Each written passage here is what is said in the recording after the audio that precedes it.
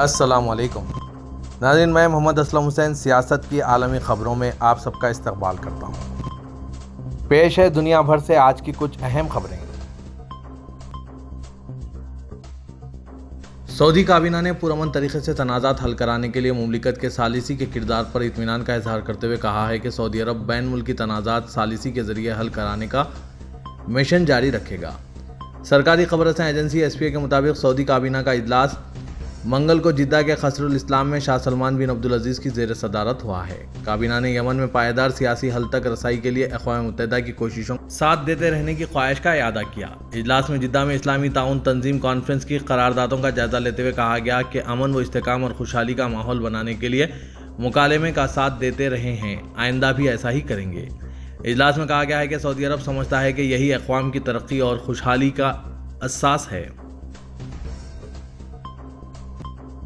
سعودی وزیر خارجہ شہزادہ فیصل بن فرحان سرکاری دورے پر انڈونیشیا پہنچ گئے ہیں، جہاں انڈونیشیا کے صدر نے ان کا استقبال کیا ہے۔ سعودی پریس ایجنسی کے مطابق صدارتی محل میں ہوئی ملاقات کے دوران باہمی دلچسپی کے متعدد امور پر تبادلہ خیال کیا گیا۔ وزیر خارجہ نے انڈونیشیا صدر کو خادم حرمین شریفین شاہ سلمان بن عبدالعزیز کی طرف سے سلام اور نیک تمنائیں پہنچائی ہیں، جبکہ انڈونیشی صدر نے بھی شاہ سلمان کے لیے نیک جذبات کا اظہار کیا ہے۔ دوسری طرف سعودی وزیر خارجہ شہزادہ فیصل بن فرحان اور انڈونیشیا وزیر خارجہ کی ملاقات بھی ہوئی ہے۔ دونوں وزرائے خارجہ نے سعودی عرب اور انڈونیشیا کے درمیان اقتصادی شراکت داری کو وسعت دینے پر بات چیت کی۔ امریکی میگزین نیوز ویک نے سعودی عرب میں King Saud University Medical City, King Abdulaziz اور کنگ خالد اسپتال کو سال 2022 کے لیے بین الاقوامی سطح پر بہترین اسپتالوں کی درجہ بندی میں شامل کیا ہے۔ سعودی خبر رساں ادارے SPA کے مطابق یہ درجہ بندی ہیلتھ کیئر میں بہتر کارکردگی، انفیکشن کنٹرول کے لیے اقدامات، مریضوں کی حفاظت اور طبی خدمات کے معیار سے متعلق دیگر اقدامات کی بنیاد پر دی گئی ہے۔ King Saud University Medical city نے کنگ خالد اور کنگ عبدالعزیز اسپتالوں میں بین الاقوامی سطح پر تسلیم شدہ معیارات کی تعمیل پر کامیابی کے بعد ڈائمنڈ ڈگری سرٹیفکیٹ سمیت کئی بین الاقوامی اعزازات کی منظوری حاصل کی ہے۔ سعودی عرب نے ہر عمر کے عازمین حج کے لیے کورونا وائرس سے بچاؤ کے ویکسین لازمی قرار دے دیا ہے۔ منگل کو پاکستان کی وزارت مذہبی امور کے ترجمان نے کہا کہ سعودی ہدایت کے مطابق بچوں سمیت ہر عمر کے عازمین حج کے لیے سعودی عرب سے منظور شدہ کورونا وائرس سے بچاؤ کے ویکسین کی مکمل خوراک لازمی ہو گئی ہے۔ وزارت مذہبی امور کے ترجمان کے مطابق منظور شدہ ویکسین کی مکمل ڈوز کے بغیر عازمین حج سعودی عرب میں داخل نہیں ہو سکیں گے۔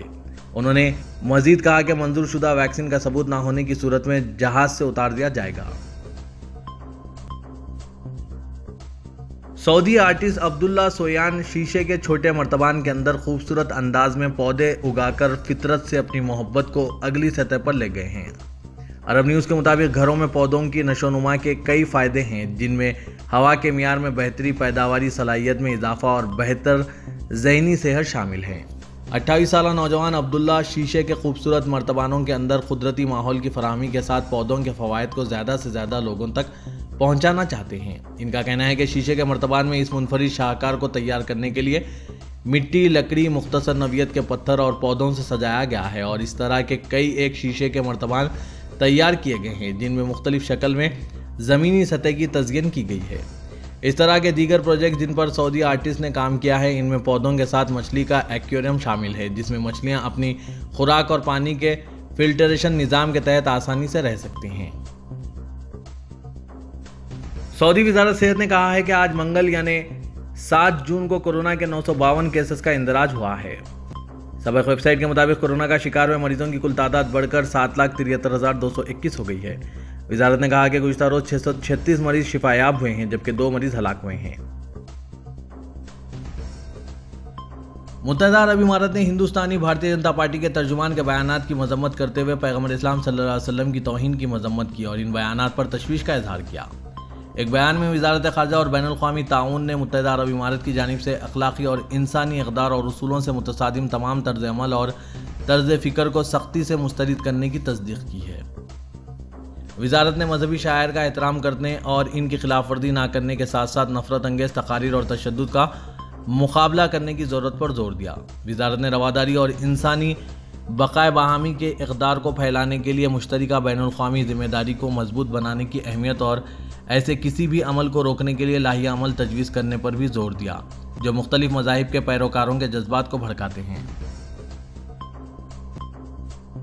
متحدہ عرب امارات کے ایمریٹس اسکولز اسٹیبلشمنٹ کے مطابق اماراتی اور اہل غیر ملکی طلبہ جنہوں نے سرکاری اسکولوں میں داخلہ لیا ہے جنریشن اسکولوں میں شامل ہونے کے لیے درخواست دے سکتے ہیں جو ان کے گھروں کے قریب کے علاقوں میں واقع ہے۔ سرکاری اسکولوں کے لیے نیا ماڈل پرائیویٹ سیکٹر کے اشتراک سے تعلیمی سال 2022-23 سے لاگو کیا جائے گا۔ والدین کو یہ حق حاصل ہے کہ وہ اپنے رہائشی علاقے کے آس پاس اپنے بچوں کے لیے مناسب اسکول کا انتخاب کر سکتے ہیں۔ صدر رجب طیب ایردوان کا کہنا ہے کہ ملک کا بین الاقوامی سطح پر نام ترکیہ کے طور پر تبدیل کر دیا گیا ہے۔ دارالحکومت انقرہ میں صدارتی کابینہ کے اجلاس کے بعد قوم سے خطاب کرتے ہوئے ایردوان نے کہا کہ گزشتہ ہفتے اقوام متحدہ میں ترکی کے عالمی سطح پر سرکاری نام کو ترکی کے بجائے ترکیہ کے طور پر تبدیل کر دیا گیا ہے۔ اب سے ہمارے ملک کے تمام بین الاقوامی مخاطبین، ہمارے ادارے، تنظیمیں اور ہمارے شہر اپنی ریاست کا نام ترکی کے طور پر سینہ تان کر اظہار کر سکیں گے۔ اب کے بعد تمام سرکاری اداروں کی خبر رسانی میں ترکی نہیں لکھا جائے گا اور اب کے بعد ہمارا سرکاری نام ترکیہ ہے۔ انگلینڈ میں ہر 10 میں سے 7 مسلمانوں کو اسلاموفوبیا رویوں کا سامنا ہے۔ انگلینڈ اور یورپی ممالک کے مسلمانوں سے متعلقہ موضوعات پر مرکوز ہائفن نامی ویب سائٹ نے 22 اپریل سے 10 مئی تک کے دورانیہ میں 18 سے 24 سال تک کی عمروں کے 700 نوجوانوں سمیت کل 1503 مسلمانوں کی شرکت سے سروے کیا ہے۔ سروے میں کاروباری مقامات اور دفاتر میں مسلمانوں کو درپیش اسلاموفوبیا رویوں اور معاشرے میں ان کے کردار پر ڈیٹا جمع کیا گیا۔ ڈیٹا کے مطابق دفاتر اور کاروباری ماحول میں مسلمانوں کو زیادہ تر گاہکوں یا پھر بیرونی افراد سے رابطے کے دوران 44%، کام کی جگہوں پر سماجی سرگرمیوں میں 42% اور پروموشن لینے کے دوران 40% اسلاموفوبک رویوں کا سامنا کرنا پڑ رہا ہے۔ امریکی صدر جو بائیڈن نے صاف توانائی کی ٹیکنالوجیز کی ملکی پیداوار کو تیز کرنے کے لیے دفاعی پیداوار ایکٹ کے استعمال کی اجازت دی ہے۔ وائٹ ہاؤس کی جانب سے جاری کردہ بیان میں اس بات پر زور دیا گیا کہ امریکی صارفین کو بجلی کی فراہمی کے لیے خطرات متعدد عوامل سے پیدا ہوتے ہیں۔ ان عوامل میں بیان میں 24 فروری سے یوکرین پر جاری روسی حملوں اور موسمیاتی تبدیلی کے نتیجے میں شدید موسمی واقعات کا بھی حوالہ دیا گیا۔ کرملن ترجمان دیمیتری پیسکوف نے کہا کہ یوکرین کی بندرگاہ اودیسا سے اناج کی برآمدات کو جاری رکھنے کے لیے علاقے سے بارودی سرنگوں کی صفائی کرنا ضروری ہے۔ ماسکو میں میڈیا سے بات کرتے ہوئے ترجمان نے اودیسا سے اناج کی برآمدات کے حوالے سے کہا کہ اس حوالے سے صدر پوٹن نے متعدد بار بیان دیا ہے۔ ان کے مطابق یوکرینی بندرگاہوں کے اطراف میں موجود بارودی سرنگوں کو صاف کرنے کی ضرورت ہے۔ اس طرح سے غیر قانونی اسلحہ کی ترسیل سے متعلق ہمارے زیر کنٹرول گزرنے والے بحری جہازوں کے ذریعے اناج لادا جا سکے گا۔ فی الوقت اس بارے میں کوئی ٹھوس معاہدہ نہیں ہوا۔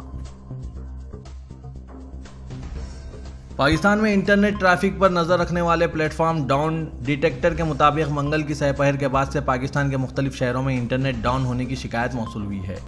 جن شہروں سے شکایت موصول ہوئی ہے ان میں کراچی، لاہور، اسلام آباد، ملتان، راولپنڈی سمیت ملک کے دیگر بڑے شہر شامل ہیں جہاں 4:30 بجے کے بعد سے انٹرنیٹ ٹریفک متاثر ہوئی ہے۔ منگل کے روز 5 سے 6 بجے کے دوران کراچی، پشاور اور اسلام آباد کے صارفین نے واٹس ایپ کے دستیاب نہ ہونے کی شکایت کی۔ اکثر کا کہنا ہے کہ وہ ایپ سے کنیکٹ نہیں ہو پا رہے ہیں اور کئی صارفین نے شکایت کی کہ ان کے میسیجز ڈیلیور نہیں ہو پا رہے ہیں۔ سوشل میڈیا پر انٹرنیٹ کے سست ہونے کی شکایت کرنے والوں کے مطابق کچھ ایپس کام نہیں کر رہے ہیں۔ بعض صارفین کا کہنا ہے کہ یوٹیوب پر ان کی ویڈیوز بھی اپلوڈ نہیں ہو رہی ہیں۔ تمام دوسری جانب انٹرنیٹ سروس پرووائڈرز نے تصدیق کی ہے کہ ان کے سسٹم میں خرابی کی نشاندہی ہوئی ہے۔